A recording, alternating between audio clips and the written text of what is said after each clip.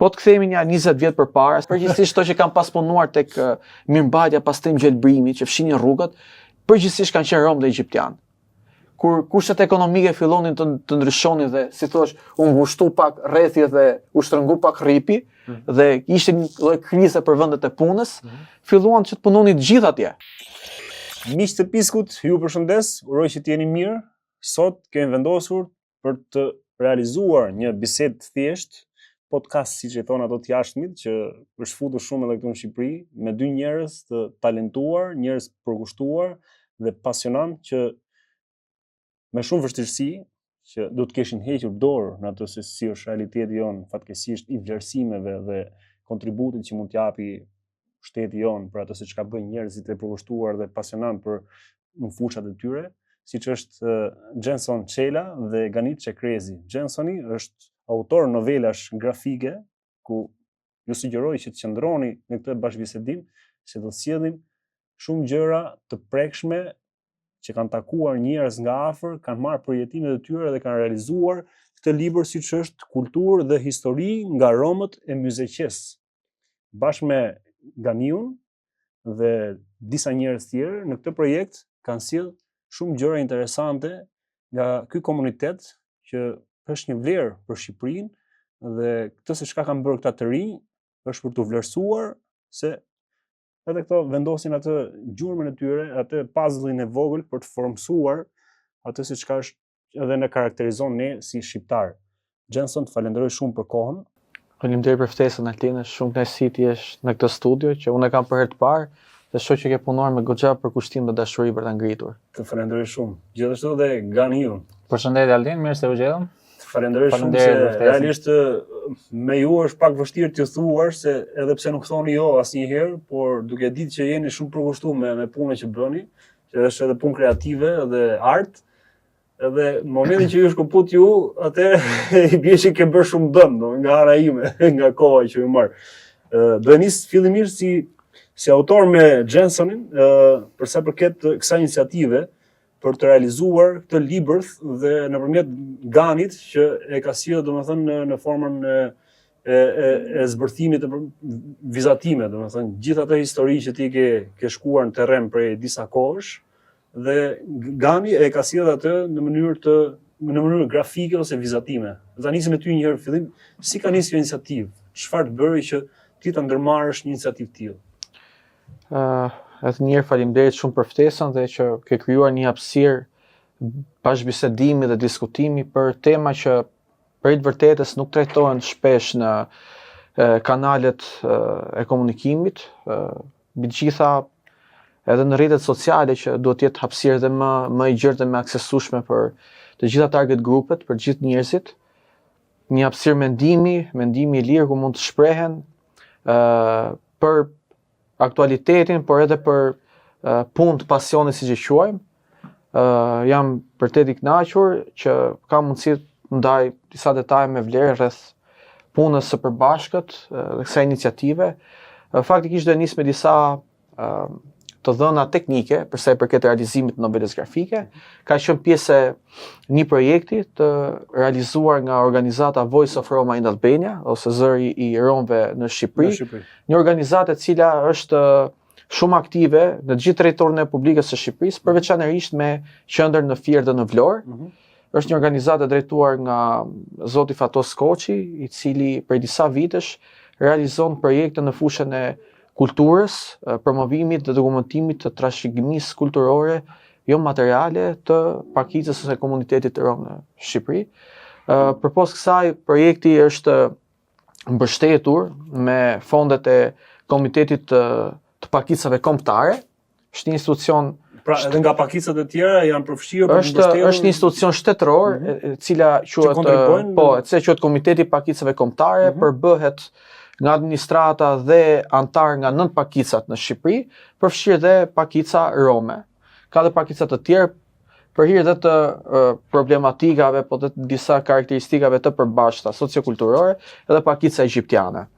Dhe është një fond financim i përvitshëm, ka disa vite që ofrohet dhe është e mundësueshme për organizata të cilat kanë leadership një pakicë të caktuar kombëtare. Pra, pakica kombëtare rome, apo pakica egjiptiane, apo pakica kombëtare bullgare, po marr disa shembuj, mund të aplikojnë tek ky fond me qëllim që të promovojnë, të dokumentojnë, të shpërndajnë, të ndërgjegjësojnë të gjithë komunitetin, qytetarët në mbar Republikën e Shqipërisë, rreth vlerave kulturore, historike, traditave, të pakicave që të cilët jetojnë. Kjo si çka bën domethënë komuniteti dhe kjo organizatë.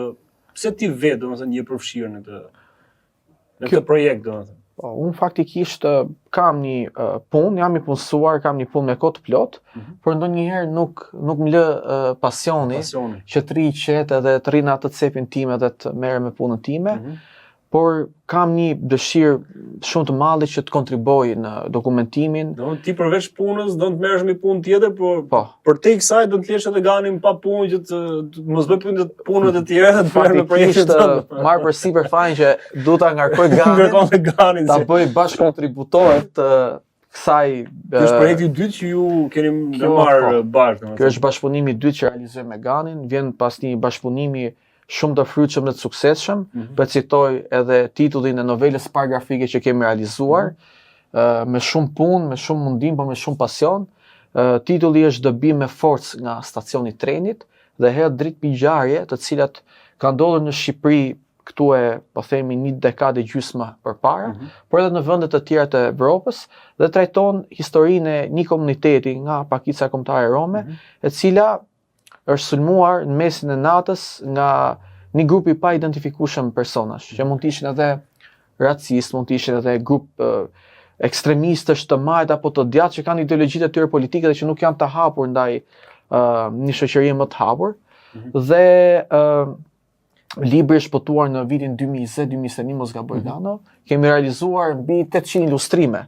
Ka qenë një punë voluminoze dhe sërish edhe ajo novel grafike trajton tema sociale. Tema sociale dhe drejtat e njerëzit. Të prekshme. Jam shumë kurioz për te se do të futemi edhe tek libri më i fundit, pra tek vepra më e fundit që keni bërë, pra kulturë dhe histori nga Romët e Myzoqes, por më intereson shumë pjesa e procesit, se si ti bashkë me grupin tënd shkon në terren, i prek gjërat nga afër, takon njerëzit, kontakton me ta, përfshihesh, tregon ato historitë dhe si e përcjell mesazhin Gani, që Gani na e përcjell edhe nëpërmjet vizatimit dhe grafikës. Falenderoj shumë për pyetjen, sepse shpeshherë njerëzit rendin me një herë dhe beft tek rezultati. Tek ajo që deri në fund të një procesi, do ta ndaj me shumë dëshirë procesin, sepse është interesant edhe ke çfarë mëson për këtë procesi. Nuk është thjesht një proces teknik, por është edhe të bësh bashkë një grup njerëzish që vijnë nga backgrounde të ndryshme dhe ti bashkosh në një qëllim apo një pasion të përbashkët. Projekti ka zgjatur rreth 6 muaj dhe është realizuar do thoja në kohë rekord. Ka pasur në përbërje koordinatorin, i cili është nga zona e Myzoqes vet. Pse kemi zgjedhur zonën e Myzoqes? Për një arsye të thjeshtë dhe praktike, sepse donim të trajtonim një komunitet të caktuar në një zonë të caktuar gjeografike, sepse dhe gjeografia apo vendbanimi lidhet shumë edhe me kulturën që kultivon edhe që pasuron në vazhdim, por edhe shkëmbimet kulturore që bën edhe me zonën përkatëse. Ka qenë edhe një hulumtues, madje është kolegu jot gazetar, quajnë Olsi Sherifi, por kemi pasur një listë paracaktuar me njerëz nga komuniteti rom, të cilët kishin mundësi të ndanin nga përvoja e tyre informacione dhe mesazhe me vlerë. Jemi përpjekur shumë që të ruajmë një lloj ekuilibri gjinor, mos marrim vetëm perspektivën e burrave dhe djemve për të treguar në mënyrë se si ata kanë jetuar ngjarje të caktuar, se kanë lënë gjurmë në jetën e tyre, por kanë pasur ndikim në komunitetin më në gjerësi, madje në Shqipëri, sa aty flitet edhe për ngjarje të kohës së luftës nacionale shqiptare, flitet edhe për kohën e monizmit, flitet edhe për vitet e parë të demokracisë, pra ka një lloj një shumëllëshmëri ngjarjesh interesante që është për te kufive të viteve le të themi. Është për te kufive, po shtrihet në disa periudha të caktuara kohore dhe ne jemi interesuar që të njihemi me perspektivën e njerëzve. Siç thuhet, historinë e shkruajnë fitimtarët, por çfarë ndodh me njerëzit të cilët nuk e kanë atë fuqinë apo mediumin që të jenë bashkërues të historisë, pra të kontribojnë në përcaktimin e narrativës apo historisë. Dhe ne kemi dashur që të dëgjojmë zërat vërtet se si e ka përjetuar Ganiu apo Jacksoni një ngjarje të caktuar ku nuk ka pas mundësi që të ketë të ndikoj apo të influencoj librat e historisë apo botime të caktuar të çfarë do lloj formati edhe. Po, ne do ta zbërthim gjithë do të futemi ndoshta edhe tek fabulat, gjërat të historisë më prekse. Por që të vazhdoj me procesin, ta kalojmë pak edhe tek Gani, si kur filloi nuk di të ndaloj. Që ta përfshim pak sa të vështirë dhe për them të vështirë normalisht tek sa e flet diçka domethënë që Jenson e ka dëgjuar, i ka takuar njerëzit dhe është edhe një arritje e Jensonit që të vi ta përmbledhë të gjithë atë, ta përcjellë tek ti. Por çështja është si e ke marr ai procesi, si e ke marr informacionin nga Jenson që ti ta përkthesh le të themi në vizativ dhe grafik. Se këtu do të futet pak edhe imagjinata jote në të gjithën, se ai nuk ti ka sjell me foto në gjëra, ti ke marr nëpërmjet intervistave, nëpërmjet audios. Po, për intervistave të cilat i kam shkruar në mënyrë letrare artistike. Po. Atëherë, domthonë, duke qenë se ky libër ishte bashkëpunimi i dytë me Jenson, pra ne kemi pas realizuar një novel grafike para disa vitesh. Unë e kisha kaluar herë këtë test. Domethënë, në këtë rast më duhej thjesht po themi të bëja një riprodhim. Çfarë ndodhi? Domethënë, Jenson më sjell më kontakton, domethënë, dhe më sjell materialin tekst për gjithë novelën grafike. Në këtë rast Jenson kishte bërë një punë ekstra, pra kishte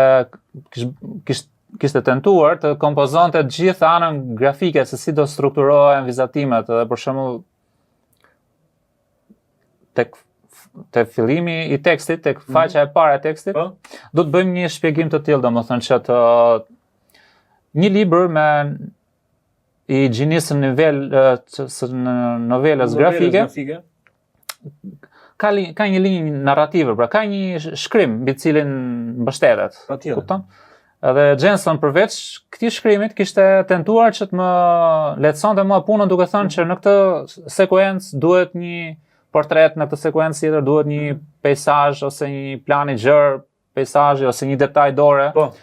Dhe një përpjekje e madhe me Jensonin ka qenë që unë ta largoja Jensonin nga kjo gjë dhe të më sillte më vetëm një tekst bruto. Doja një e kishe më thjesht domethënë që ta ndërtoja ti këtë pjesën që po ndërhyjë.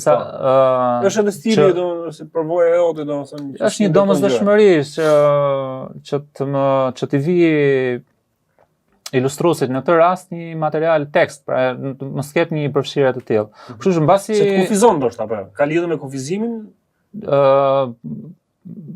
Mbasi më vështirëson pak edhe Jensoni në këtë rast, nëse tenton që të bëj ilustrimin me anë të tekstit, sepse Jensoni e shkruan. Për çka argë unë më vëlla, kjo është ideja. Dhe unë po t'i bazohesh atij përshkrimit grafik, sepse që ka bërë Jensoni është diçka e dëmshme, sepse Jensoni nuk është trajnuar në vizatim ose në kompozimin e imazheve. Po. Kështu që unë të bëm çmos duke me mirëkuptim, duke diskutuar që të hiqeshin këto përshkrime. Po. Jensi bëri një reduktim duke lënë vetëm tekstin bruto dhe mbi atë tekst unë pastaj fillova ndërtoj. Tani si ishte procesi i ndërtimit të novelës. Unë qeshë detyruar që ta lexoj gjithë materialin nga fillimi në fund me të gjitha, sepse janë shumë intervista. Sa intervista po? Janë rreth 10 intervista. 10 intervista. Atëherë unë qeshë detyruar që për 10 intervista të ndërtoj 10 si fillim 10 portretet e personazheve të intervistuara. Në këtë rast Jensoni i kërkova nëse kishte foto reale të personazheve të cilat mi gjeti. Mbi këto foto të personazheve real unë ndërtova një stereotip, po themi, duke stilizuar. Për shembull, një nga personazhet që është Ladi në foto është klarinetist. Në foto, në intervistë. Kësaj gjë se unë i kam parë edhe gjatë procesit me Ganin ku i takuar, i kam parë një pjesë tyre që më i treguar që po, kemi diskutuar. Edhe atëherë unë marr karakteristikat kryesore të Ladit, tipareve, edhe ndërtova 10 portrete të atilla. Janë këtu, është Ladi këtu? Po, është. Është ma Faria gjen e pak para, për është tjetër. personazhi i parë është Teksa Faria. Fete dhe Gani na shpjegon. Tjetër. I ndërtova këto 10 personazhe, 10 portrete dhe i vendosa në studio, i vendosa domethënë dikun që përgjatë gjithë kohës ti kisha përballë. Këtu është Ladi, ë? Po. Ladi me Po, kë është këtu tani? Lavdimir Saçma me gazetarin dhe hulumtuesin Oçi Duke Sherifi. u intervistuar. Përgjatë kohës që unë filloja dhe ndërtoja novelën, këto personazhe ndërthuren përgjatë gjithë historisë, pra ndërthuren në vizatime. Tek fillimi i novelës, aty tregohet festa, Po. një festë që festohet në Myzeqes. Erdelezi. Erdelezi që ose- në Romët e Myzeqes, po. Ose Edhe jo siç vetëm festohet- ose Është kënga e famshme, siç që është Erdelezi, siç po, po. festohet dita e verës. Në këtë festë janë të përfshirë të 10 personazhet. Në intervista nuk janë, në intervista janë 10 intervista të ndryshme. Po. Ti ke bërë që i ke Unë i ke përfshirë, kam i ke futur ndërtuar fest. historinë me Ato këto sot ndoshta personazhe. edhe nuk bën me njëri tjetër, po Gari ka bërë Gari- çmos, Ja, Gari, si Gari ka sjell bashkë. Dhe përgjatë gjithë novelës grafike, janë këto 10 personazhe që ndërthuren me njëri tjetrin. Imagjino dali Ladi tani pse më ke bë me Sokoli për shembull, bashkë ne flasim domethënë si kjo si ka shku bota e njerëzimit sot, jeta sot.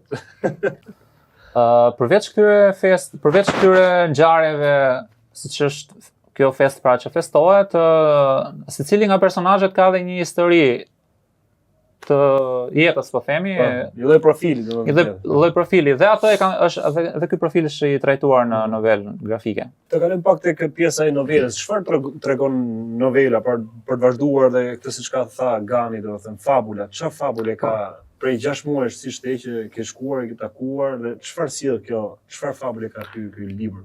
Po, siç e përmenda, janë intervistuar 10 personazhe.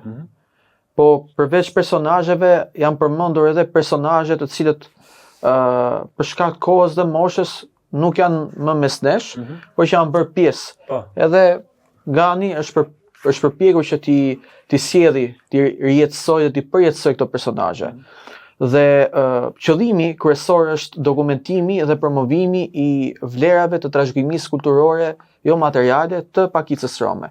Pra kjo është qëllimi kryesor i novelës grafike.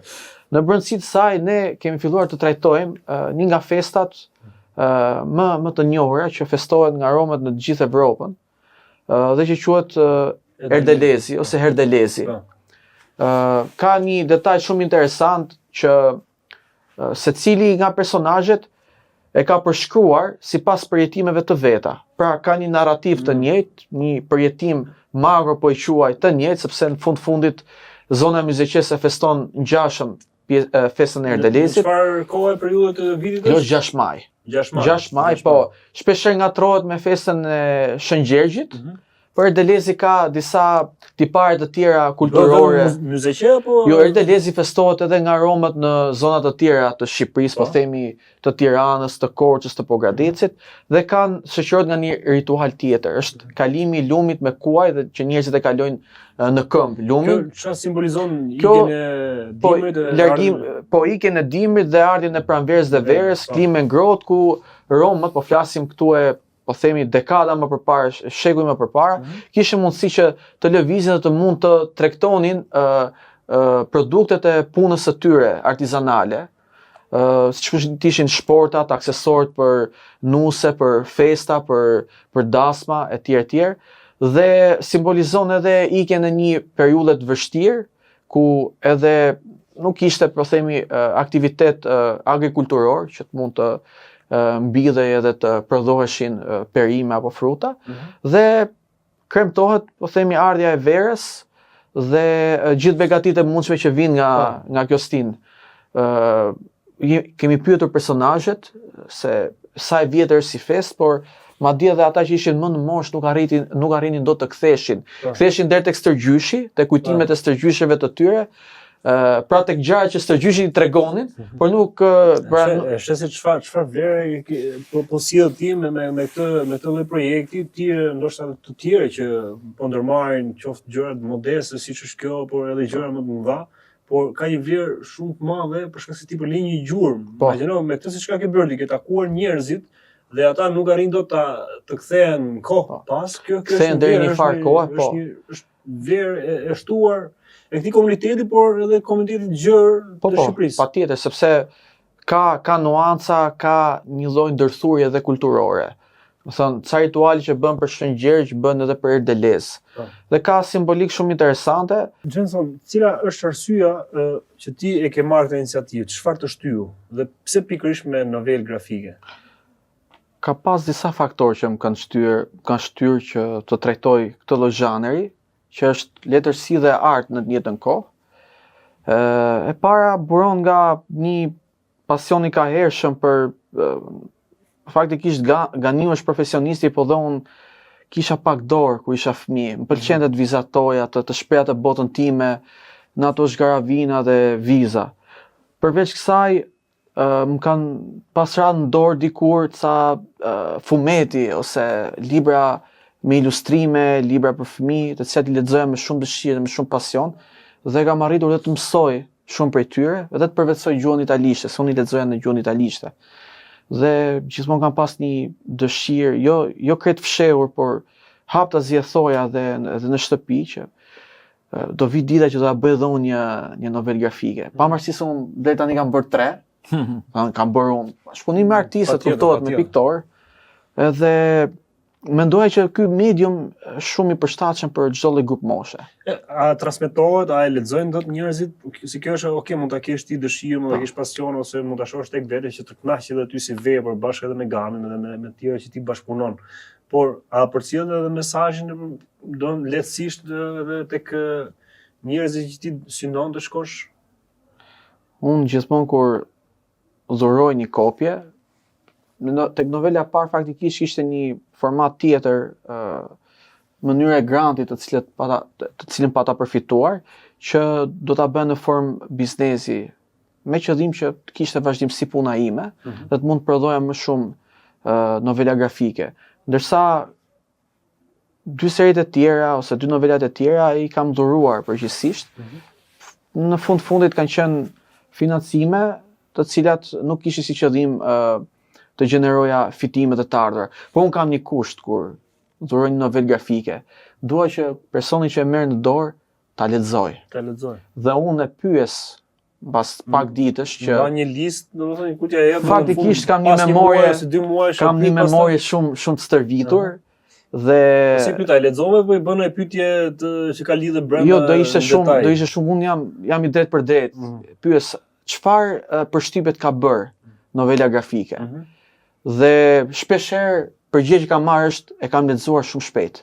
Pra për të lexuar një novelë grafike nuk merr më shumë se 2-3 orë. Paktën kulturë dhe histori nga Roma të Myzeqes, po ta marrësh, ulun në një kafe, duke pirë kafen, ta siguroj që për 1 orë e ke lexuar dhe ke kuptuar shumë. Kjo është dhe një arsye pse kam zgjedhur këtë lloj zhanri, sepse ti lexon, mëson, edhe argëtosh në të kohë dhe nuk shpenzon shumë kohë me ujëra. Një shkëputje ndoshta nga ajo e përditshme, e ngarkuar, ose me ato le të themi që jemi kudo në ato skajet tona, kjo të thjellon edhe të argëton. Patjetër. Dhe një arsye dytë është që nuk është shumë e përhapur si gjini, domethënë letrar në Shqipëri. Nuk ka shumë novela grafike të shkruara në gjuhën shqipe. Pavarësisht se unë kam zgjedhur që t'i bëj në 2 gjuha apo në 3 gjuhë varësi të projektit apo të kërkesës së donatorëve. Në këtë rast unë gjithmonë dua që novelat e mia grafike të kenë edhe të jenë të përkthyer në gjuhën rome ose romishte. Po ta shohësh edhe tek po ta kthesh në krahun tjetër, po është në gjuhën romishte, e cila është përkthyer nga gazetari dhe përkthyesi Rom Osi Sherifi. Kjo bëhet për një qëllim. Pra 63 faqe ka? Po 63 faqe. Po. Edhe në shqip, po njëjti volum do. Njëjti volum është, po. Dhe qëllimi pse e përkthejmë është që të kenë mundësi edhe antarët e pakicës rome ta lexojnë në gjuhën e tyre, por në këtë mënyrë ne edhe promovojmë edhe dokumentojmë. Kush faqet më shumë interes? Faktikisht në gjuhën shqipe, sepse kushdo që e lexon, qofshin në Rom apo jo Rom, domethënë do ta lexojnë në gjuhën shqipe, por ka dhe nga ata që flasin gjuhën romishte, pra romët që flasin gjuhën romishte, e lexojnë edhe në gjuhën rome, edhe madje edhe egzalton sepse shpesh ekziston mendimi apo perceptimi që gjuha rome nuk është e shkruar dhe nuk është vetëm e folur, faktikisht është edhe e shkruar edhe është me alfabetin latin. Dhe këtë e bëjmë me qëllim për të promovuar gjuhën. Po, te komunitetet ku shkoni, si komunikohet atje? Flasin shqip apo flasin gjuhën rome? Faktikisht unë kam pasur në terren tek ajo periudha 6 mujore që ti ke shkuar, ke takuar njerëzit atje. Intervistat janë zhvilluar në gjuhën shqipe, por është dashur të përdoret edhe gjuha romishte. Kjo dhe për të sjell detaje dhe rrëfime, originaliteti, sepse ndryshe është kur e bën një shaka në gjuhën shqipe dhe ndryshe është kur e bën në gjuhën romishte. Ka tjetër ngarkesë emocionale apo nuk e di edhe kuptimore. Dhe Olsi e zotëron mirë sepse transmeton lajmet në gjuhën romishte tek radio televizioni publik shqiptar, përveç saj edhe bën përkthime në varësi të temave të ndryshme dhe ka qenë personi i përshtatshëm për të çuar përpara këtë detyrë, këtë angazhim. Historitë kanë qenë nga më interesantet, dua të ndalen pak të disa tituj. Është një prej titujve dhe personazheve ka qenë një ish ushtarak rom nga zona e Patosit në Fier, po. Dhe kemi titulluar ushtari i palëkundur, ushtaraku i palëkundur. Jo, e kemi një. Jo, ky është me zë me figurë, është gjatë, gëzon shëndet të plot, është një librari e lëvizshme më vete, kur ulemi me të, domethënë nuk kemi të takuar dhe Gani? Gani jo, nuk e ka takuar. E ka takuar në mënyrë virtuale nëpërmjet në mënyrë virtuale, por mos e imagjinoj në formën se si ja ke sjellë atje dhe e ka ndërtuar në e ka përkthyer shumë mirë portretin e tij. Nuk ishte ideja që të bënte një portret eksaktësisht njëjtë, një fotografi bardhëzi. Ideja ishte që të kapte ato elemente sikurse te Ganiu ka përmendur, të ishte edhe kartonish, domethënë të ishte vizatim për fëmijë dhe fëmijë. Dhe cili ka qenë nga personazhet që ke pas më shumë vështirësi për ta sjellë në grafik? Po Ladi ka qenë më i vështirë se Ladi ishte pa flok. Dhe kam bërë disa herë, domethënë portretin. Po mirë, të pyesit Ladi, thoj, mund të vim flok apo Gani madje ka përdor dhe i qeleshe. Po në fillim përdora një qeleshe të zonës edhe për ta identifikuar me zonën. Kam luajtur edhe një diçka të tillë. Fjala vjen tek ushtaraku i palëkundur Sabrio, siç e shikoni. Është portret i stilizuar, nuk është fiks fotografi e kopjuar. Jam përmbajtur karakteristikave të portretit, pastaj është i stilizuar edhe për ta identifikuar që ky është një ish ushtarak. Unë i kam vendosur një dekorat që merret në ushtri për trimëri. Ka një element dekorate në. Dhe do të tregosh ato dy portretet fantastike që i ke bërë ushtarakët. Ushtarakët që po do t'i përmend. Ato janë fantastike, nuk e di, po ishin breslënse, stili edhe pastaj profesionalizmi që Ganiu ka përdorur. Sabriu tregon një histori të gjatë jetës vet, domethënë që fëmijë deri kur kishte një pasion të jashtëzakonshëm për të arritur për të përgatitur si oficer ushtarak. Dhe kur ilustrova jetën e Sabriut, unë ndryshova teknikën e punimit nga me ngjyra në monokrom për të treguar të kaluarën. Monokrom është, do të thotë, pak a shumë si në bardhëzi. Kupton, dhe mbajta këtë linjë ilustrimi, domethënë për treguar jetën e Sabriut. Dhe Sabriu e mbyll karrierën e tij kur merr familjen tek reparti, harrova numrin e repartit ushtarak. Po, kishte një se përmendte gjatë gjithë intervistës numrin e repartit ushtarak. Sabriu arrin bëhet oficer në ushtri dhe punsohet tek reparti, po themi 506, gaboj tek numri, dhe arrin merr dhe familjen atje, domethënë, dhe mënyra si e mbyllu në rrëfimin e Sabriut, pra që ka marrë nusen 2 fëmijët në krah, që unë nuk i njoh, por unë i kam ilustruar në foto për t'i përngjasuar ngjarjes. Pra ti ke pasur vetëm foton e Sabriut edhe te e ke përshtatur vetë tek se veshja. nuk është qëllimi që të riprodhosh personazhe identike, domethënë, Po ke shtuar dhe rrëfimi ka nusën edhe rëndësi. fëmijët pa pasur foton e tyre. Po nuk duhet të ishin fotot, pra sepse nuk duhet i rish riprodhimit të një portreti, por që rrëfimi ka rëndësi. Dhe në sfond të këtyre 4 portretave, po them, ishte reparti 506, ja harroj emrin tani domethënë. Po. Dhe aty mbyllet historia e gjitha e trajtuar në monokrom, kjo histori. Edhe pak a shumë në gjithë novelën, historitë e shkuara, se secili personazh tregon të shkuar në vet, që kur ishte fëmijë kështu në vazhdim, janë të trajtuar në monokrom, pra në një bardhëzi për ta shkputur nga realiteti, për treguar një kohë të hershme. Për shembull, ka sekuenca aty që tregojnë se si festonin festën në kohën e komunizmit, me perde të mbyllur. Tani, se si mund ta tregoj unë kohën e komunizmit me perde të mbyllur, edhe me një fener të ndezur, domethënë, atëherë unë isha e detyruar që tek panoramat në mur të vendosja një element të komunizmit, që të tregoj që është një kohë e tillë dhe gjithë skena është e rësirë, domethënë, dhe këto duke festuar ato me një kandil, domethënë, dorë me një fener në dorë, dhe në sfond është ajo që tregon kohën është thjesht panorama e vendosur në ajo jep mesazhin, domethënë, për kohën sikur jemi. Po, për të identifikuar kohën ku ndodhet.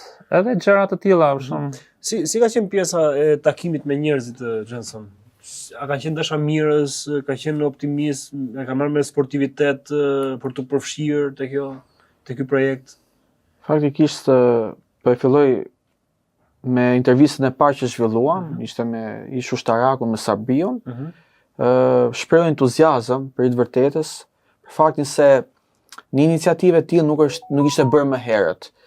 Jo vetëm iniciativa, por edhe formati i përzgjedhur për ta sjellë në jetë një iniciativë të tillë. Ishin personazhe rastësor apo ju e kishit pikasur që në fillim? Ne kishim paramenduar një listë me njerëz të cilët do të takonim dhe që kanë qenë dhe influencues të komuniteteve të tyre, në një farë mënyrë kanë ndikuar për mirë, kanë ndikuar për mirë, kanë pasur ca role të caktuar një shoqëri që ishte e mbyllur, ishte komunizëm.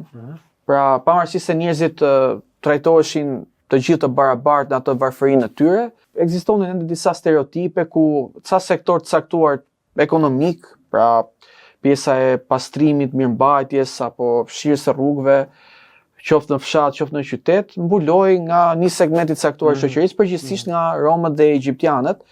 Çfarë bën interesante intervistën me Sabriun është që është gjithmonë stereotipi që romët apo egjiptianët janë shumë të mirë në muzikë. Dhe ç'është e vërtetë, janë vërtet shumë të mirë sepse atë profesion të cilën është atë pjesë e pasionit e kanë zhvilluar prej kohësh. Nga se lidhet që e kanë të pasion? Po, që janë shumë mirë. Do t'jap 2 detaje interesante që i kemi zbuluar gjatë procesit të intervistave, që ne nuk e dinim, pra as unë, as Olsi, as koordinatori Fatos Skoçi, mbase nuk e dinë, nuk ishin mjaftueshëm të ndërgjegjshëm për ta kuptuar. Po, që ta dinim, që ta njinim këtë lloj realiteti sepse edhe nuk e kishim jetuar. Lavdimir Saçma, një klarinetist shumë i njohur për zonën, madje është edhe xhaxha i atij që thuhet Flori Bushe Flori. Po,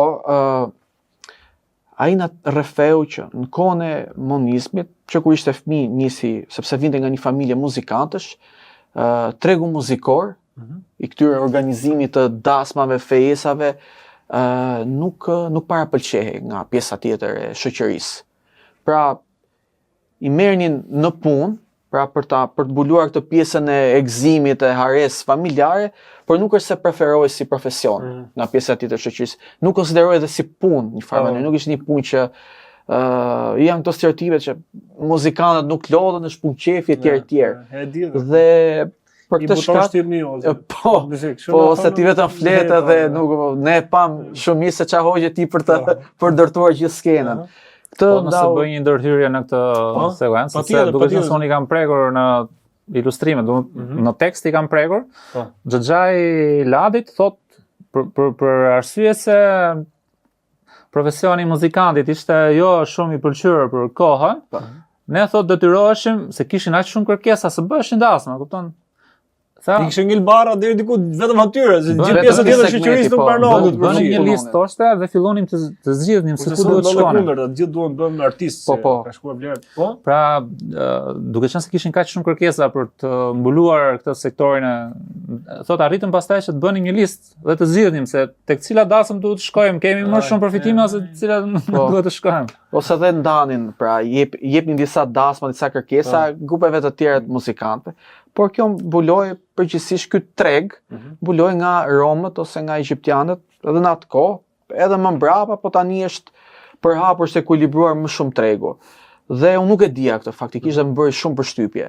Mendoja se kishte edhe grupe të tjera muzikore që luanin në të tilla gëzime familjare, por nga intervista me Ladin dhe që kanë konfirmuar dhe personazhe të tjerë, ky ishte realiteti i asaj kohe dhe përsa i përket ushtarakut pa lëkundur, ideja ishte që Xhaxhi Sabriun, se kështu dua ta quaj për shkak të respektit edhe dashamirësisë që kanë për të, donin ta bënin muzikant. Se thonin po e keni në gjak, e keni pasion, dhe ti duhet bësh ti muzikant. Po ai nuk e donte këtë gjë. Ai imagjinoj kish kaluar me dekada dhe po me atë rebelizmin e djalerisë thoshte që po jo, unë nuk doja të bësha muzikant dhe të më thonte tjetri që se flisë me atë dialektin e vet bukur nga patosi, nga fieri, më thote tjetri që luaj për mua tani. Unë doja që të ndiqja një ëndër tjetër, një pasion tjetër, të bëja akademinë ushtarake, të bësha ushtarak. Nga klarineta mori pushkën. Jo, nga fizharmonika. Po, nga fizharmonika. Po, shikon, gjithë njerëzit mendojnë që klarinet. E kisha menduar për jo. Pse klarinetën e mori Ladi. Jo, pyeti njëri nëse ka nevojë për një harmonik, domethënë shkoj unë i bi harmonik, nuk e grupi. Do shohim atë listën e gjatë me datë, kërkesa për datë. Po pse është kjo ide që thon direkt identifikohen me klarinetën dhe jo me siç thash unë edhe tani. Po janë disa instrumente që thonë që romët i morën me vete nga zonat, se po flasim për një periudhë kohe që nuk ishte kufit mirëfill shtetëror. Po flasim edhe para luftës parë botërore. Është klarineta, fizharmonika, direct. Po kemi parasysh në grupet muzikore, klarineta është soliste e grupit, është dominon grupin, edhe normalisht s'mund të thuash ti muzikant, i bjedarës, s'mund ta thuash. Klarineta është që identifikon. Është soliste e grupit. Është edhe qemania. E diti që është qemania? Qemonja, po. Violina, po. Je i qemonës. Po, përgjithsisht të instrumentist merrnin, domethënë. Edhe këtë fizharmonikën, klarinetën, ishte edhe çik defi, edhe qemania me raste, por këto ishin kryesorët dhe me këto bëj edhe festa e Erdelezit, që shkonin shtëpi me shtëpi dhe i pristin me qerasje. Qerasjet e kohës të frutat e pemëve që kishin në obor, një karamele, një tege raki për qef. Sa të dise më shumë atmosfera. Aty vëse fillon punoj të më mirë klarineta. Ishte një fare. Po, jam shumë kurioz të di në terren aty ku ke shkuar, ku ke takuar nga afër njerëz, po flasim vetëm për pjesën e muzikës, profesionet e tjera. Çfarë profesionesh tjera kishin, domethënë, çfarë zotërojnë domethënë? Ne takuam edhe Xhaxhi Rushanin. Ky jetonte ishte nga fshati Rom, që merr fshati Driz. Quhet fshati Rom sepse pjesa më e madhe e popullsisë, e banorëve janë në Rom, dhe ky faktikisht dikur ka qenë tregtar. Tregtar, bagtish, kuajsh dhe bënte tregti dhe dilte mirë me tregtin që ushtronte gjithë familjarisht, përgjithsisht tregtin e gomerëve. Po flasim për kohën që kafshët e punës si kuajt e gomerët ishin shumë të nevojshëm dhe shumë përhapur. Me atë bëj dhe transporti i të mirave dhe po i madrave. Kur ndodhi 97, tha se kjo është pjesa interesante, se ne nuk dim domethënë perspektivën e një pjesë të shoqërisë përsa i përket këtyre ngjarjeve domethënë që kanë qenë traumatike. Dhe i tha kur erdhi 97, tha ne u detyruam ta lenim tregtin, tha sepse kishin frikë edhe për jetën tonë, tha. Dhe ajo domethënë ajo solli jo vetëm për romët, por për gjithë shqiptarët, një dekadencë shumë të madhe ekonomike, vrasje të ëndrave, të shpresave, deri dhe friksoshin dhe për mirëqenien fizike dhe për jetën, fundit diskutoi edhe jeta, dhe ai ushtronte edhe këtë profesionin e mjeshtrit kovaç, bënte sita, bënte ca pajisje të tjera që shërbenin, domethënë edhe për të tip zgarash për të pjekur mishin, po si ta ti bënte shpesh pra, pasioni i tij po dhe profesioni kryesor ishte përgatitja e këtyre sitave, dhe këtë kishte mësuar nga gjyshi i tij. Pra, kishte trashëguar. Rushan ishte gjysh vetë rreth 70-ave që ne po bënim intervista, e kishte mësuar nga gjyshi i tij, madje ne kemi Gani e ka ilustruar dhe shumë bukur, që mblidheshin djemt aty rreth tij dhe shikonin se si ai e zhvillonte këtë lloj profesioni. Qethat mishi kur e shes sot në realitetin ku jetojmë sot, ku rriten fëmijët, rinia e sotme, domethënë që sot po harrojnë. Janë disa profesione të vjetra që po harrojnë. Gjyshi që të mbledhë fëmijët, nipër dhe fëmijët e tij, ose qoftë edhe se fëmijët pastaj kanë edhe shoqëritë të tyre që afrohen prapë mbledhen, edhe ai tregon domethënë nga profesioni ose i zanati i tij që ja përcjell atyre. Kjo gjë e prekshme. Ka një fenomen të rëndësishëm që ndodh tek gjithë personazhet, domethënë që përmendin gjithë këto të shkuar në tyre, mësimin që kanë marrë nga gjyshrit edhe në fund fare, pastaj thonë që si kemi ngelur tani, domethënë nuk ka kush na ndjek, është mungesa e fëmijëve që tregojnë në zona të tmerrshme, domethënë. Është e theksuar pra mungesa e fëmijëve në këtë. Po janë Po fjala vjen vetë përmend Ladin, meqense më është pak më godit. Thot për shkakun që dikur ne kishte raste që largoheshim me ditë ose me javë nga shtëpia nëpër dasma, thot kemi shkuar deri në veri. Dhe tek ilustrimet unë jam detyruar për shkakun për ta ilustruar këtë faktin që këto instrumentistë tashmë janë në veri, kam luajtur me peizazhin duke vendosur ndryshe nga peizazhi i Myzeqes, tani kam vendosur në peizazh kulla, kulla të veriut, për ta ilustruar që fjetin jashtë dhe ndërsa tani thot ne nuk bashkohemi dot 3-4 veta që të luajmë muzikë. Detyrohem thot luaj ndonjëherë me fëmijët e mi. Është tek tregimi. Dhe kam bërë një skenë aty duke luajtur muzikë në shtëpi me fëmijët, me bashkëshorën. Pra mungesa e anës sociale, domethënë një tkurrje e jashtëzakonshme. Kjo ka përfshirë edhe komunitetin rom, jo vetëm gjithë Shqipërinë, por edhe në komunitetin rom.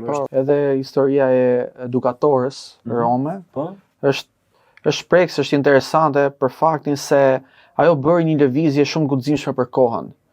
Ajo bashkë me 2 fëmijë të tjerë, sapo mbaruan arsimin e detyrueshëm, me iniciativën e tyre shkuan deri tek sekretari e partisë, tek zyrat e saj në Fier, për ta takuar personalisht dhe për t'i kërkuar të drejtën e studimit. Tha që ne jemi të vetmet që nga fshati Baltës, kështu ka të emrin popullor, jemi të vetmet nga komuniteti që kemi mbaruar arsimin e detyrueshëm dhe duam që të vazhdojmë më tej. Pra të bëjmë një shkollë qoftë profesionale, qoftë gjimnaz, dhe shkuan të 3, trokitën, ajo i priti brenda, domethënë në zyrë, dëgjoi historinë e tyre, këmbguljen, dhe i dha të drejtën e studimit, dhe Teta Faria shkoi për të studiuar për edukatore të qerte, dhe mbasi përfundoi studimet, filloi dhe të punonte në profesion, dhe për disa dekada ka punuar si edukatore në qerte dhe është kujdesur për moshën, për sapo lindurit. Se po flasim për para viteve 90 që me njëherë pas lindjes kalonin, nuk e di se sa ishte 60 dita më pak. Po, 2 muaj ose 3 muaj, pra thot përmend aty që kam pas punën më të vështirë, thot sepse kisha fëmijë sapo dal nga leja, si thua nënat që mbaronin lejen 2 muaj, 3 muaj, nuk e di sa ka qenë, dhe fëmijët pastaj shkonin në qertë. Fëmijët sapo lindur, në përgjithësi të vegjël fare. Deri deri në 3 vjeç, domethënë, kjo ishte ajo grup mosha, dhe punonte me shumë pasion. Por më preku shumë kjo pjesë e historisë së saj që shkoi vetëm me iniciativë, sepse donte të thynte atë ciklin. Nëna e saj thoshte që nëna apo gjyshja nuk kujtohet mirë, thoshte që janë shumë fëmijë, duhet kujdesesh për motrat dhe vëllezërit më të vegjël. por ajo kishte një dëshirë të zjarrt. Shkonte përtek saj. Shkonte përtek saj dhe të arsimoj, sepse dinte që përmes arsimit do kishte një perspektivë një të ardhme më të mirë, dhe ashtu ndodhi faktikisht. Edhe pas rënies së komunizmit, Faria u angazhua si aktiviste, ka punuar në për disa organizata, deri dhe sot që flasim që ajo është rreth të 70-ave, është shumë aktive në fshatin Levan të Fierit. Vazhdon po me kaq pasion që t'i gjendet pranë njerëzve, të angazhohet, të punoj si edukatore, të kanë një qendër komunitare aty në fshat, dhe nuk është vënitur kjo energji. Meqense më cek këtë këmbguljen e Teta Farijes, po sa i përket komunitetit në tërësi, gjithmonë është edhe qoftë edhe nga media, por edhe shoqëri nga pjesa tjetër e komunitetit shqiptar, flitet që domethënë nga vetë komuniteti rom nuk duan të përfshihen për shembull, ose sa është pjesa e saj ka mbështetje nga shteti që ti organizojë, ti marrë, ti përfshin ndoshta në këto institucione arsimore ose që të ndjekin profesione të ndryshme, sa mbështetje ka, domethënë? Vjen nga mungesa që këto nuk shfaqin interes, apo vetë shteti nuk ka politikat e duhura që Faktikisht është një çështje shumë komplekse. Për i të vërtetës, ka pasur politika, madje edhe shumë të mira për përfshirjen në arsim të fëmijëve rom dhe egjiptian që janë në situatë më të cënueshme. Sa ata familje të cilat janë më mirë ekonomikisht, nuk është se kanë nevojë për ndërhyrje nga politika të saktuara, por ka pasur edhe politika të shënjestruar për t'i përfshirë në arsimin para universitar.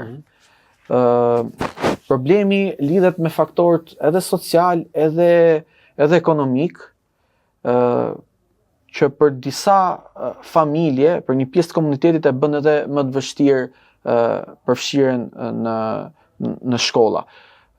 Ka politika të ofrimit të librave falas, ka politika të nxitjes përmes programit të bursave, por shpeshherë përgjatë procesit ka edhe probleme që janë të natyrës teknike. Së pari duhet bëhet identifikim më i hershëm i këtyre fëmijëve dhe duhet punuar shumë me faktorët që minojnë ose pengojnë vazhdimin dhe pandërprerjen e arsimit të cilit arsimor. Përgjithsisht në arsimin fillor ka vazhdimsi. Megjithse do të ishte shumë e vlefshme edhe ndërhyrja me masa më shumë financiare, ekonomike, pra me bursa që do t'ja bënte më të lehtë pjesën e vështirësisë ekonomike të familjes për të mbështetur fëmijët edhe për t'i çuar në shkollë. Ka edhe në disa raste edhe një mjedis jo fort miqësor. Disa fëmijë mund ta ndjejnë edhe veten të paragjykuar, të përjashtuar, bulizmin nëpër shkolla për shkak se i përket një pakice të caktuar. Meqense një marrë, domethënë në mënyrë të afërt, edhe me këto projekte që unë e theksova dhe e vlerësoj, dhe është gjë shumë me vlerë që e bën. Si e shet, domethënë, vjen si rrjedhoj e vetë paragjykimit apo realisht paragjykohet? E them me trishtim që ka një lloj, nuk është thjesht çështje paragjykimi. Ka dhe indiferentizëm, neglizhencë. Qoftë edhe nga mos ndoshta vjen nga vetë komuniteti, them, pra që vjen ndoshta vetë paragjykojnë ose vendosin barriera vetë jo po shumë më sheh filani ose komuniteti ose më sheh. Jo, kjo mund të jetë një pasojë e diçka që ka ndodhur më herët. Nuk do e shikoja në ato prizëm, por mjafton domethënë të sjell një shembull shumë konkret. Në 8 prill njihet si dita ndërkombëtare e romëve. Edhe kremtohet si një ditë që bëhet edhe një lloj rikujtese të një lëvizje politike që romët kanë ndërmarrë në vitin 1971 për të vënë përpara dhe në agjendë disa të drejta dhe detyrime nga shtetet përkatëse. Kjo konferencë u mbajt në Londër. Komisioni Evropian në faqen e saj zyrtare u bë pjesë e muajit, po themi muajit të Rom, prillit, dhe bërë një postim dhe tha Happy International Roma Day, gëzuar ditë ndërkombëtare të Romëve. Të futesh edhe të lexoje komentet, ishte frikshme. më thënë, një lloj racizmi, paragjykimi, stereotipe, sharje, ofendime, fyrje pa fund.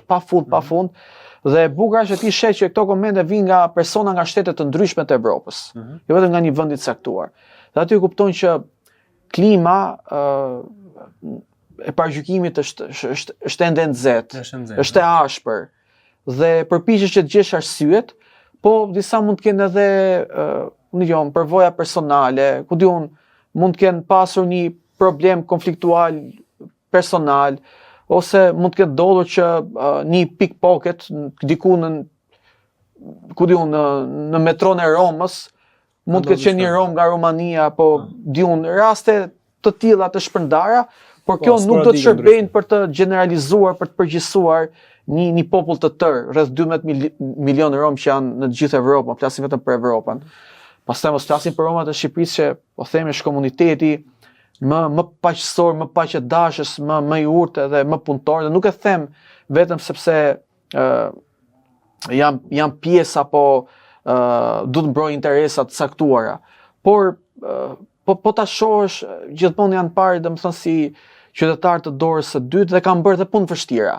Domethënë puna e riciklimit, puna e tregtisë, emigrim kanë bërë edhe shqiptarët përgjithësi, por edhe puna si fermer apo punët artizanale si kovaç kanë qenë profesione dhe punë të vështira dhe gjithmonë ato segmente të ekonomisë së një vendi që nuk kanë qenë të pëlqyeshme nga të tjerët. Nga pjesa tjetër. Po të kthehemi një 20 vjet përpara, se ne kemi farë moshe. Përgjithsisht to që kanë pas punuar tek mirëmbajtja, pastrim gjelbrimi, që fshinin rrugët, përgjithsisht kanë qenë Rom dhe Egjiptian. Kur kushtet ekonomike fillonin të ndryshonin dhe, si thosh, u ngushtu pak rrethi dhe u shtrëngu pak rripi, dhe ishte një lloj krize për vendet e punës, filluan që të punonin të gjithë atje. Por si fillim ishte apo tregu i rrobave të përdora, që disa edhe politikanë e quajnë tregu i, se s'dua ta them fjalën. Fillimisht ishte, po themi, domeni apo jo monopoli, po ai treg që nuk preferoi nga të tjerët për i të vërtetës. Pastaj filluan rrobat përdora shesin edhe pjesëtarët e tjerë. Si ndikuar, le themi, kjo shkallë e paragjykimit ndër vite? Mbaj sa të kujtohet ty. Ka një thyrje, le themi, që të ndryshojë diçka për mirë? Si e sheh? Unë e shoh që përpjekjet që janë bërë të vazhdueshme kanë ndikuar që ta thyejnë qoftë edhe terminologjinë që përdoret, qoftë edhe qasjen. Njerëzit kanë kuptuar që sidomos edhe kjo mundësia për të dalë edhe për të lëvizur në vende të ndryshme të botës, thonë që bota është jashtëzakonisht e larmishme dhe shpesh edhe po them ilaçi në thojza kryesor është kur ti krijon kontakt me vetë njerëzit, kur njesh me historitë e tyre personale, kur nuk i sheh prej së largu. Shembull, nga intervista ti kupton që ta njerëz cilët kanë kaluar nëpër të njëjtat vështirësi si edhe një qytetar nga një zonë e thellë e Tepelenës apo e Kuksit, që njerëz që kanë emigruar, kanë kaluar nëpër të njëjtat shtigje tek emigracioni pa rregull për të siguruar një jetesë më të mirë për familjarët e tyre. Dhe kjo është një nga histori që tregohet aty nga Koço Selimaj.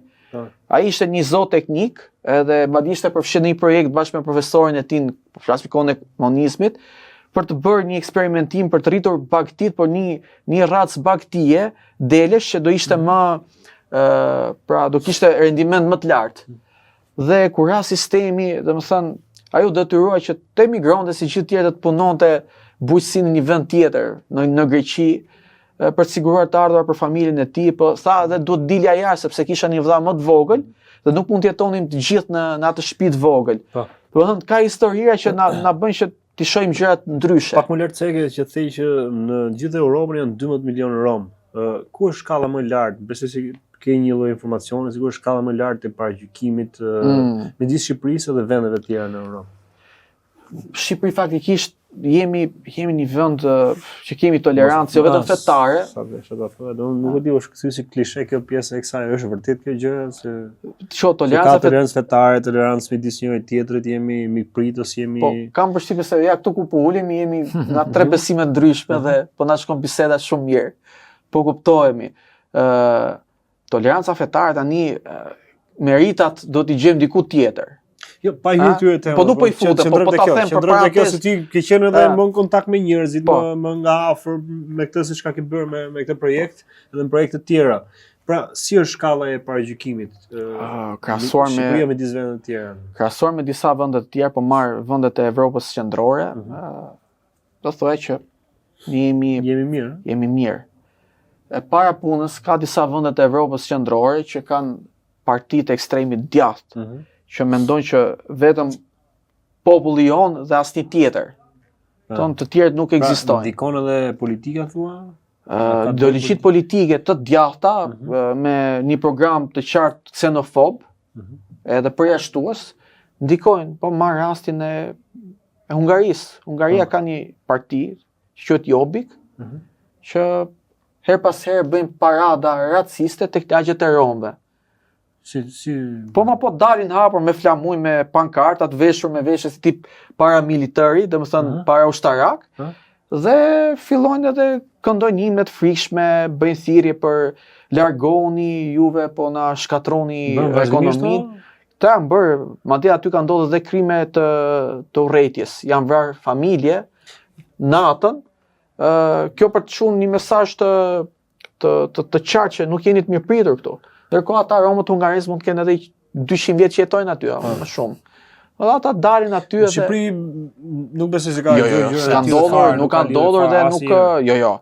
Ka pas një lloj bashkëtese, po të shkosh te ca fshatra rom, do të thënë rom, nuk ka fshatra rom, po fshatra që kanë edhe popullsi rome, po ka një lloj bashkëtese, unë du të përmend një shokun tim pa lejen e tij të ndjej. Ai ka emrin Ladi dhe ai, po Ladi Misini, Ladri Misini, është me origjinë nga Kuksi. Nuk e di pse jeton në Baltës të Fier, mbase familja ka qenë persekutuar në Baltës. Të flet me një dialekt shumë të bukur fieraku, po ta qan gjuhën rome. Ai flet, nuk e di, po sikur unë fillim mendoja që do të Ladin gjuhën rome, mund t'i thosh një mesazh gjuhën rome. Jo shumë. Do ja them Ladi mangava tut. Domethënë të dua shumë. Jo, të dua shumë i thash. Në mënyrë si e bën kështu. Jo. Të dua shumë i thash, se përdora këtë fjalë që përdor edhe në këngë. Edhe tek Elifaret e kënga e saj ka përdorur këtë. Si ka këngë? Roma le thot ajo, kupton te kënga aty.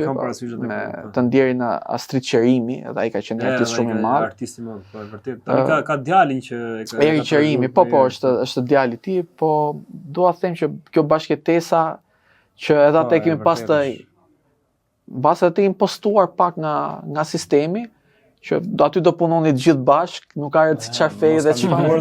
Them që po deri ka dikuar deri diku. Edhe kanë jetuar një që të përfshim pak edhe Gani, si Gani po shijon poshtë si ku. Jo, po merrem me bisedën, edhe jam shumë. Po dëgjoj për mbajtjen e s'ka asnjë gabim se. Jo. Shumë korrekt. Unë mbuloj një pjesë të novelës grafike, kupton? Unë mbuloj po themi një sektor të novelës grafike. Novela grafike është goxha e thellë. Ajo është, kam përshtypjen, jo për të mohuar gjithë se çka po flasim gjithë punën e Jenson dhe grupit tjetër që ka qenë terren edhe se është një punë organizative shumë e madhe, por ajo është puna jote është ajo se çka është del pak kur tjetri e prek, domethënë, dhe e sheh. Është ajo më e prekshmja në gjithën, ajo që ti e ke risjell nga fabula ose gjithë ajo zbardhja e intervistave, ti ke risjell në formën e nëse i bjem shkurt, domethënë. Çfarë emocionit ke kaluar, ke përjetuar në të? Atëherë si fillim unë bëra një llogari se sa vizatime dalin tek gjithë ky tekst, domethënë se duhet plotësuar do të kemi parasysh diçka, një novel grafike praktikisht duhet të lexohet, duhet të jetë të jetë e mundur që të lexohet pa tekst. Pra të marrësh një libër në dorë dhe ta lexosh pa pas tekst aty, pra me anë të vizatimit ti duhet të kuptosh gjithë tregimin, gjithë narracionin. Kupton? Kështu që mua më desh që të programoja rreth 250 vizatime afërsisht, ilustrime. Cilat duhet bëheshin për afërsisht 2 muaj. Si fillim, Jensoni, duke qenë se ishte projekt, koha ishte shumë e shkurtër. Pra në fillim fare 250 vizatime. Në fillim dhe në fund, domethënë 250 patjetër. 250 ja. Kam brenda. Unë tentova që ti realizoja në një kohë më të shpejt, po ishte e pamundur, domethënë, kështu që më deshën afërsisht rreth 2 muaj që ti. Për 2 muaj ke realizuar 250 ilustrime. Në pas kalo pa punë tjera, ti do një punë të tjera ti pas ke fshirë dhe marr me këtë domethënë. Kjo ishte puna. Pastaj çështja e emocioneve, thash, unë mora me personazhe. Patjetër, person unë edhe një Garin nga afër edhe Gari përfshirë shumë në ato se çka ndërmerr. Kur thot po, do ty të nxjerr jashtë ndoshta dhe merret vetë, siç e shpjegoi në rastin që vetëm mos sill tekstin bruto dhe do ta sjell në formën. Atëherë nga personazhet që janë në novel ka dhe personazhe gra, po janë më në hije, si të thuash, si fjala vjen gruaja e ushtarakut ose gruaja e instrumentalistit e gruaja e Rushanit, por që ajo që është si thuash është gruaja e Rushanit, ndërsa ai që është personazh kryesor në libër, që është personazh grua, më vete është Faria. Pra është i vetmi personazh femër, edhe faktu unë atë kam ilustruar të parën. Dhe aty ka gjëra, për shembull ajo thotë që kur bëra edukatore mua më dhan punën më të vështirë sepse kishte fëmijët e sapo dal nga leja, që mund të ishin 2 muaj ose 3 muaj. Dhe thotë për gjatë gjithë jetës u mora me këtë punë, domethënë. Po ta marrësh tani, imagjino se sa qindra fëmijë kanë kaluar nga dora e saj që sot janë burra, kupton? Po. Dhe më desh të bëja këtë ilustrim. Si është kanë të si ndjehesh kur zhvillon, domethënë këtë artin, letërsinë dhe artin. Pra kur bëhet bashk, se po tash novela ta përkthesh në vizatim dhe grafik. Si gjini domethënë. Atëherë duhet kemi parasysh unë kam mbaruar Akademinë e Arteve për skulpturë. Gjithmonë baza e gjithë arteve vizive, arteve pamore, pra që e vizive, se vizive janë dhe fotografia, po. E arteve pamore, sa i përket pikturë, skulpturë, baza e gjithë kësaj gjinie pra është vizatimi. Dhe unë jam trajnuar jashtëzakonisht shumë në vizatim, pra e kam si tip pasione, gjithmonë rri me një blok me vete. Eksperienca e parë, në novele grafike, unë nuk kam marrë me novele grafike, ishte projekti i parë që kemi realizuar me Jensonin, libri i më hershëm, pra rreth 2021 u realizua. Ky është libri i dytë dhe unë arrit që të krijoj situata. Libri i tretë, Ky është i treti.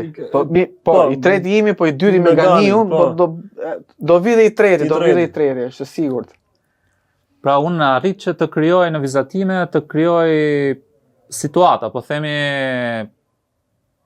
emocion, ose të krijoj ngjarje ose të krijoj një lloj atmosferë në vizatime, prova që kur ta marrësh librin ti të krijoj një atmosferë aty. Të zhytesh aty brenda. Po zhytesh edhe mund zhytesh por që të nxjerrësh, e kupton? Unë arrit që të nxjerr ta nxjerr nga teksti, arrit që të nxjerr një atmosferë.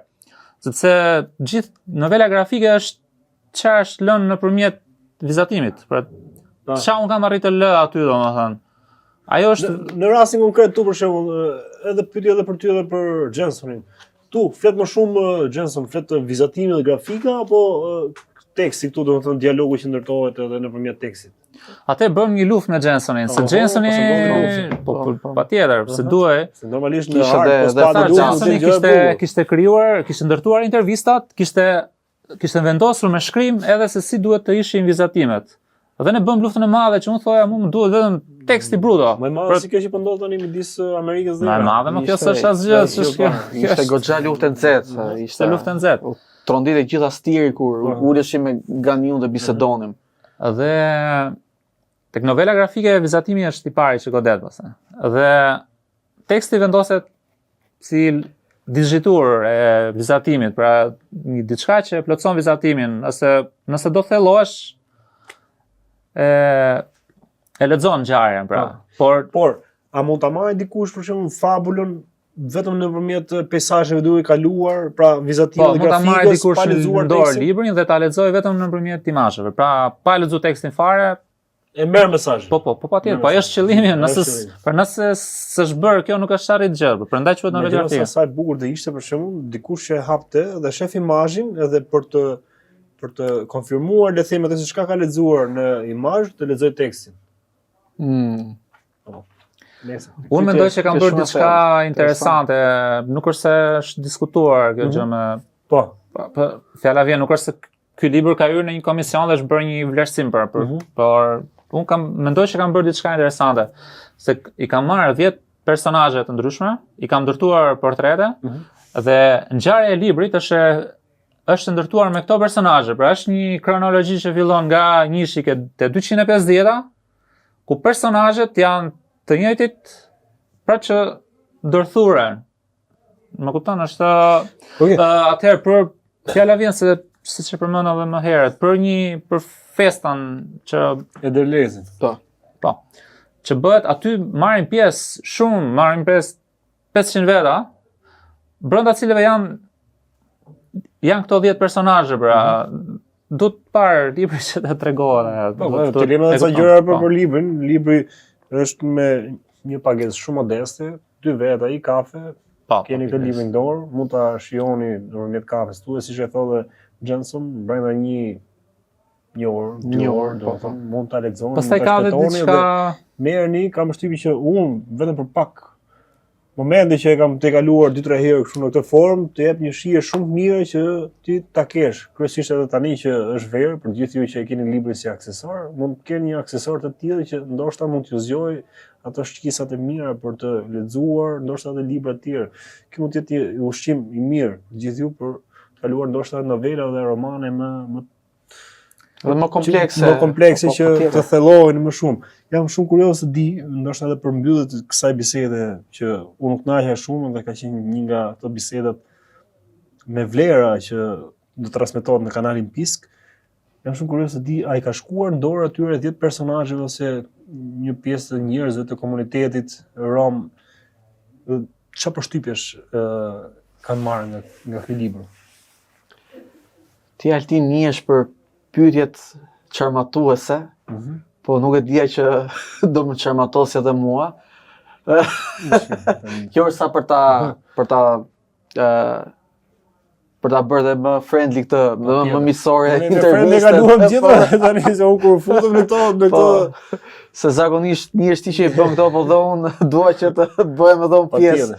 U bën një aktivitet për mbylljes faktikisht, por ne nuk e kishim ende të botuar fizikisht novela grafike, sepse ishte edhe procesi botimit mori kohën e vet për të vërtetës. Sa ka që është botuar, printuar? Po mund të ketë 2 muaj, është shumë e freskët, domethënë. Dhe aktiviteti i përmbylljes është bërë, po themi para 2 muajsh, para se të dilte, por kishim disa ilustrime pa tekst. Të ilustrime që kishte përgatitur dhe Mia Shtriganiu, ishin pa tekst dhe kjo jep dhe përgjigje pyetjes se ishin njerëzit aty. Ishin njerëzit dhe njerëzit që pra si individ, pra nuk dinin për historitë e njëri tjetrit apo çfarë kishte folur njëri dhe çfarë kishte ndarë tjetri, por përmes atyre imazheve që ishin shpërndarë në faqen e murit, në mungesë novelës grafike, filluan dhe ta lexonin. I lexuan nëpërmjet ilustrimeve dhe nëpërmjet imazheve dhe për shtypjet rreth novelës grafike kam përshtypjen se duhet bëjmë një intervistë tjetër duke ftuar koordinatorin Fatos Koçin. Patjetër do ta kemi edhe në vazhdim bashkë me Fatosin. Unë ju përgëzoj për këtë punë kaq të mirë që keni bërë dhe sa më shumë suksese për këtë gjurmë që po leni për komunitetin rom, por edhe për Shqipërinë, se këtë do ta bëjnë edhe komunitetet e tjera, për qoftë edhe shqiptarët, se kjo është vlerë e trashëgimisë dhe kulturës, traditës tonë. Do të shtoja diçka në lidhje me përmbajtjen e librit ose me vendin ku zhvillohen ngjarjet, që është zona e Myzeqes, tipologjisë së peizazhit. Pra, mua më është dashur fillim që të hyj dhe të shoh tipologjinë e fshatrave, mbi njërin prej fshatrave të cilat ndërtohet novela grafike. Kështu që aty libër pra gjenden peizazhe të zonës së Myzeqes, po gjithashtu personazhet janë të veshura me kostume të zonës. Kupton se siç është për shembull Qeleshja, banesat të zonës, çka ka tjetër karakteristike janë Xharushani që bënte sita, duke qenë se ne vim nga unë e njoh shumë mirë traditën, domethënë, pretendoj që e njoh shumë mirë traditën dhe tek ilustrimet i kam ilustruar me detaje gjithë këto elementet si sitën në vetvete, si elementet, si mjetet që realizojnë. Mjetet dhe veshjet të traditës të vendit. Po, janë disa zanate, po themi që kanë humbur shumë. Bërja e sitave nuk bën më njëri sita dhe shosha sot, ka humbur si nuk i duhet kujt domethënë. Madje po fotografuar sita se shosha është për të kuptuar për çfarë po flet. Tani sita është një mjet që shërbente dikur për të pastruar miellin nga mbetjet. Sot është miellin shkon në market e blen të gatshëm. E kupton? Kështu që unë këto elemente i kam ilustruar, domethënë kam bërë sitën, e kam ilustruar sitën dhe mjetet që e bëjnë, që janë gjithë mjetet që kiçi gozhda, pinca me radhë, domethënë, edhe kështu me gjëra tjera, shumë mjete bujqësore që gozhdë myzeqeje, jo gozhdë kuksi. Gozhdë myzeqeje. Edhe elemente tjera bujqësore ose instrumentat që këto muzikantët luanin, gjitha llojet e instrumentave janë të ilustruara më vete. Patjetër. Ai sa pa shumë i ke edhe të ndara, pra edhe ka rasti që edhe instrumentet i ke nxjerrë të veçuara nga... Të veçuara, pra. Ilustrime në vetvete, po. Siç janë filharmonikës dhe dajrës. Instrumentat që përbëhen, në cilat përbënin një grup muzikor të dikurshëm. Që duke hedh vallën. Po kështu janë edhe tek film apo film. Është po kështu janë edhe tek të tjera. Unë kam pak, do i kam kalu me gane kështu tek dhe janë realisht shumë bukura, gjëra shumë interesante, shumë e vlerë, kur organizoheshin, kur mbledheshin njerëzit. Po, ka dhe vlerë komunitare, po për te një komunitetit caktuar. Ajo është lojrat, edhe lojrat, po kalonin kohë me njëri tjetrin njerëzit. Edhe separi këtu. Po janë dhe kalonin rom dhe jo rom bashkë. Po këtu janë piknik, pra është festa e përgatitur, po. Duke u përgatitur për festën e madhe. Ja, këtu po bëjnë ata kazma lopata si bëjnë, domethënë ilustrime si përfshihen gjithë komuniteti, gjithë njerëzit, qoftë rritur, fëmijë, të moshuar që bëhen bashkë për të organizuar, për të bërë një organizim, se sot vështirë është bëhen 2-3 veta bashkë me pi kafe, jo më për qef. Jo më është mendoj se këto të pak në gjykimin tim më jep i shije shumë mirë, gjithë kjo gjëja, shumë ju përgëzoj. Realisht faleminderit. Është të lej shije të ëmbël. Të lej shije të ëmbël, se kjo është ajo që ne sot fatkeqësisht na mungon. Na mungon. Edhe prandaj duhet t'i sjellim prapë në vëmendje. Duhet t'i sjell. Prandaj e vlerësoj edhe se çka keni bërë ju bashkë. Ne do vazhdojmë ta bëjmë gano. Do punojmë, do vazhdojmë të sjellim. Po për mua që të jem në kuptimin që të jem edhe unë pjesë e kësaj gjës realisht e them me. Po ja, kjo intervista është pjesë e kësaj, mendoj është pjesë e kësaj gjës, bëhesh në mënyrë të drejtë për drejtë. Faleminderit shumë, realisht më keni dhënë energji shumë të papame për këtë gjë që çka keni bërë, më përfshin edhe shumë. Faleminderit për hapësirën, për pyetjet, për interesin, edhe ta shohin sa më shumë, kush ka interes për një kopje, të shkruaj ty. Ose mund gjeni Johnson Çelën në rrjetet sociale. Po me shumë dëshirë, kopje, pa kundrejt pagesë, nuk ka nevojë për pagesë, kopje. Vetëm ta lexoni. Dhe lini review. Kjo është kushti. Lexojeni dhe lini review. Çuna përgëzime. Faleminderit Altin. Uroj që të merrni më të mirë nga kjo, se çka diskutuam bashkë me dy çuna pasionant, me energji pozitive dhe që mëjnë gjërat me sportivitet dhe japin atë se çka kanë, se arti, ajo është e bukur e artit, pasionit. Që atë se çka kanë brenda vetes, që është shumë e vështirë të kuptohet nga masa, që her pas here gjykohet, po kjo për çfarë bën të, domethënë. Është një energji që kam përshtypjen që vetë jeta nuk do kishte kuptim, nëse nuk do kishte njerëz që e bën me përkushtim atë gjë. Normalisht ajo është problemi sot me rinin shqiptare, nuk është se takon mua ta them këtë gjë, por e shohim se është vështirësia më e madhe ose problematika më e madhe që ka krijuar këtë ngërç, që ka bërë pisk punën në realitetin tonë shqiptar, që gjë e parë direkt sa je në kontakt me një punë ose me një profil ose me një profesion, pyetja e parë është sa kushton kjo. por nisi një herë, bëj diçka, tregoje vullnetin, dëshirën tënde që ti të marrësh atë energjinë e mirë, se ajo se çfarë vlere do të ketë gjëja, do të jetë përcaktues nesër me ato se çka po jep ti. Ju përshëndes dhe t'jeni mirë.